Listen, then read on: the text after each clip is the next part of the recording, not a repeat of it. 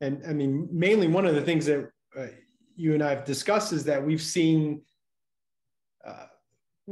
sort of DEI efforts come and go, frankly. A lot of good words, but nothing necessarily happens in a variety of different areas. And, you know, one thing that we've talked about is this question, which is there something different this time around? More so along the lines of, is this here to stay, or is this just going to fade away? What are your thoughts there? Have they changed since we last spoke, or do you feel like something's fundamentally different this time around, that this has truly become a time where society, corporate America, et cetera, are embracing these efforts in a more sustainable way, or maybe, dare I say, permanent way? Yeah.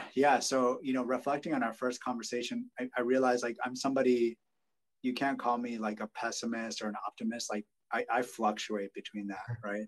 Some days I'm like, dude, to the moon. Some days I'm like, oh man, this is terrible. And I think when we first had that discussion, I was worried that this was just a resurgent that's going to fade away. After reflecting on it for this interview, I think consumers have fundamentally changed.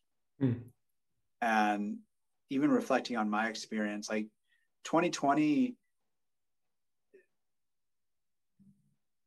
for multicultural consumers, and let's, like, you know, be more direct, non-white, has, I think, changed the way that we think about race and culture in this society forever. It's put a name to what we're experiencing. And I think because the consumer has fundamentally changed, these diversity and inclusion efforts are like here to stay.